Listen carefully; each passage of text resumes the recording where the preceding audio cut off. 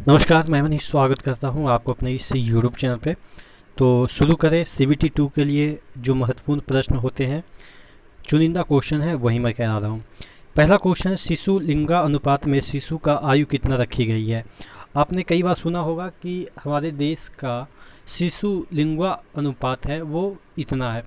तो उसमें क्या होता है, किस तरीके से आंकड़े निकाले जाते हैं। कहने का मतलब ये है, हम कितने वर्ष तक के बच्चों को हम शिशु मानेंगे। क्या 7 वर्ष के बच्चे को भी, या 7.1, या 6.1, या 5.1, कितने वर्ष के बच्चों तक हम शिशु मानते हैं। तो 0 से 6 वर्ष तक हम बच्चे को शिशु मानते हैं। 6 वर्ष से एक भी दिन चला जाता है तो वो शिशु के कैटेगरी में नहीं होता है। ठीक है। तो ये 0 से 6 वर्ष तक के बच्चे होते हैं, उसकी जो गणना होती है शिशु लिंगानुपात में। अब लिंगानुपात क्या हो गया कि 1000 जो लड़की है उसमें कितने लड़के हैं।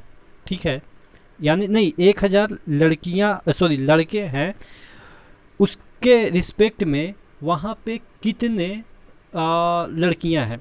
तो ये जनरली ऐसा देखा गया है कि 900 समथिंग ऐसा देखा जाता है लड़कियों का रेशियो। हमेशा लड़कियां कम ही रहती है, अधिकतर जगह लगभग ऐसा ही होता है। कई अगर ज़्यादा हो जाता है लड़कियां तो वो एक्सेप्शन होता है, मतलब कि लगभग ऐसा ही होता है कि लड़कियां कम और लड़के ज़्यादा होते हैं। तो ये जो लिंगानुपात है हम लोग शिशु में भी काउंट करते हैं। जैसे हम लोग में तो होता है एडल्ट का ही, लेकिन शिशु में भी काउंट होता है। तो शिशु का जो आयु जो रखा गया है इंटरवल, वो 0 वर्ष से 6 वर्ष तक के बीच रखा गया है।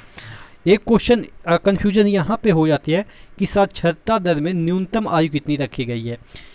क्या 6 वर्ष 1 महीने के बच्चे को भी हम बोलेंगे कि ये पढ़ा लिखा है कि नहीं। ऑब्वियस नहीं बोलेंगे, क्योंकि उसका उम्र ही नहीं पढ़ने का। तो पढ़ने का उम्र जो सरकार है वो क्या डिसाइड करती है कि कोई भी आदमी पढ़ा लिखा का मतलब भारत में ये होता है कि आप डिग्री वगैरह नहीं। भारत में पढ़ा लिखा का मतलब कि आप अपना नाम लिखना जानते हैं और पढ़ना जानते हैं। ठीक है, कोई भी लैंग्वेज में। साक्षरता का मतलब यही हो गया कि कोई भी लैंग्वेज में आप अपना नाम लिखना जानते हो, या आपका कोई नाम लिखा है तो आप उसको पढ़ लें। ठीक है, यही साक्षरता का मतलब होता है। तो ये काउंट होता है 7 वर्ष से। अब देखिएगा, 5वां वर्ष 4था वर्ष में बच्चे पढ़ते हैं तो क्या उसको हम कहेंगे साक्षर है, क्योंकि वो बच्चे अपना नाम बढ़िया से लिख नहीं पाते हैं। ऐसा ही सरकार मानती है, ये मैं नहीं कह रहा हूँ, सरकार मानती है कि 7 वर्ष जैसे ही होता है, 6 वर्ष 11 महीना 30 दिन भी होता है तो वो उस कैटेगरी में नहीं आएगा जब तक 7 वर्ष नहीं हो जाता है। तो 7 वर्ष के बाद ही हम ये काउंट करते हैं कि वो साक्षर है कि नहीं है। ठीक है। अगला क्वेश्चन है, किस भारतीय अधिनियम द्वारा भारतीयों को विधि निर्माण तथा प्रशासन दोनों में प्रतिनिधित्व प्रदान किया गया। कहने का मतलब इस क्वेश्चन का क्या है कि भारत में हमेशा 20-20 साल के बाद अधिनियम आते थे। अधिनियम मतलब कि कानूनों का एक लेखा जोखा होता था हर 20 साल के बाद, कि अब इस भारत के लिए कौन सा कानून सही है। जैसे आपका 73 में रेगुलेटिंग एक्ट आया, उसके बाद 84 में आया, ये सब अधिनियम ही है एक प्रकार का। उसके बाद 92 में आया, उसके बाद 1900 जो आपका 9 है उसमें आया, फिर आपका 1919 में आया, उसके बाद 35 में आया। तो ये जो अधिनियम है तो उसी में से पूछा जाता है कि कौन से अधिनियम में भारतीयों को विधि निर्माण मतलब कि कानून बनाने का जो प्रक्रिया होता है ना, कि कानून में ये चीज़ होना चाहिए, ये चीज़ नहीं होनी चाहिए। तो पहले अंग्रेज खुद बनाते थे, लेकिन पहली बार कौन से अधिनियम में भारतीयों को भी मौका दिया गया कि हम जो कानून बना रहे हैं, अंग्रेज जो कानून बना रहे हैं, उसमें आप भी आके बैठ के बताइए कि इसमें कौन सा कानून सही है, या ऐसा कानून होना चाहिए या नहीं होना चाहिए। आप भी बताइए कि कैसा कानून होना चाहिए। तथा प्रशासन दोनों में प्रतिनिधित्व दिया गया, यानी कि प्रशासन जिसे हम कहते हैं पुलिस वगैरह, ये सब चीज़ें दोनों में तो ये 1909 में, यानी कि 1900 का जो ईस्वी आया, 1800 में तो एकदम से बकलोल ही हम लोग को समझा जाता था कि इन लोग को तो कुछ आता नहीं है, तो विधि निर्माण में या कानून वगैरह ये लोग क्या जानेगा। लेकिन 1900 ईस्वी में आपको भी पता है कि लगभग मॉडर्न युग आ गया था।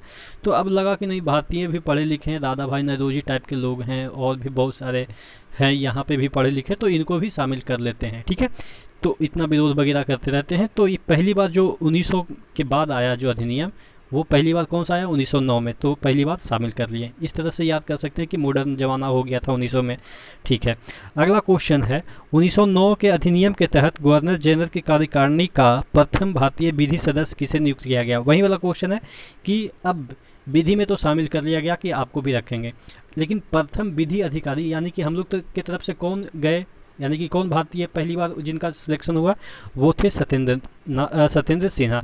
याद कैसे करेंगे, देखिए विधि मतलब क्या, कानून वगैरह सच्चाई पे चलती है। अब झूठ मूठ के जो लोग हैं या झूठ मूठ के चीज़ अगर कानून बन जाएगा तब तो चोर उचकों का हो जाएगा देश। क्या अब सत्य वहाँ पे होनी चाहिए, यानी कि सत्येंद्र सिन्हा पहले विधि अधिकारी थे 1909 के अधिनियम के तहत भारत की तरफ से। किस अधिनियम के द्वारा पहली बार भारत में लोक सेवा आयोग, साथ ही पहली बार लोक लेखा तथा वित्त समिति गठित की गई। तो ये सभी जो है लोक सेवा आयोग या लोक लेखा या वित्त समिति, ये सब गठित की गई थी 1919 में। ठीक है, ध्यान रखिएगा। जो सेकंड अधिनियम आया 1900 ईस्वी में, उसमें ये आप समझ सकते हैं कि पहली बार तो पहले इन लोगों को मौका ही मिला। मौका मिलते ही सब तो ये नहीं गठित होगा ना, लोक सेवा आयोग या ये सब चीज़ें, आयोग वगैरह क्या है, ये सब तो प्रशासनिक व्यवस्था ही है।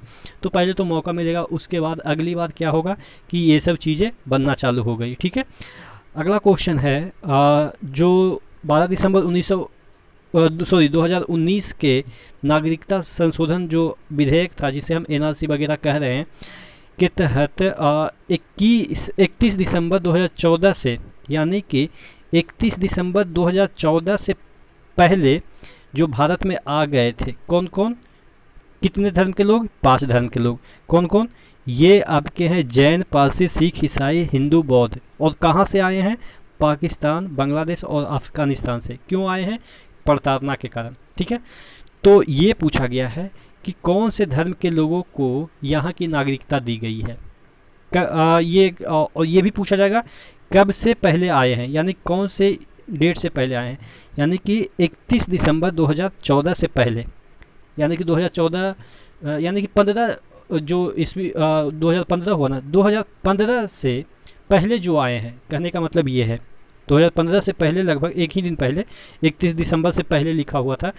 तो 31 दिसंबर यानी कि 30 दिसंबर तक अगर आ गए हैं 2014 में, तो वो भारत के नागरिक कहलाएंगे। ठीक है, यानी कि उनको मतलब कि कोई भी डॉक्यूमेंट्स देने की आवश्यकता नहीं। डॉक्यूमेंट्स के तौर पे क्या देना है उनको कि वो पहले से 5 बरस रह चुके हैं। ठीक है, यानी कि 5 बरस रह चुके हैं, यानी कि अगर अभी भी आप काउंट करेंगे 14 से, तो 14 से अगर काउंट करेंगे तो 5 बरस तो 19 तक ही हो जाता है।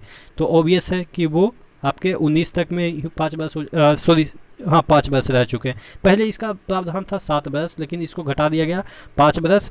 ठीक है, तो इनको नागरिकता दी जाएगी। कौन से धर्म को नागरिकता मिलेगी, यहाँ पे जितने भी धर्म रहते हैं इंडिया में, लगभग यहूदी छोड़ के लगभग सभी रहते हैं।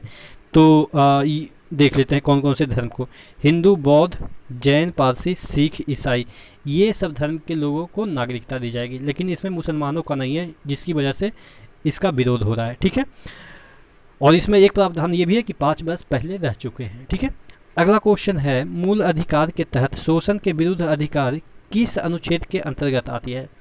तो ये आती है अनुच्छेद 23 और 24 के अंतर्गत। आशा करते हैं जितने भी क्वेश्चन मैंने करवाए वो आपको याद हो गए होंगे। तो इसी तरह से बने रहेगा चैनल के साथ। नेक्स्ट वीडियो मिलते हैं, तब तक के लिए धन्यवाद।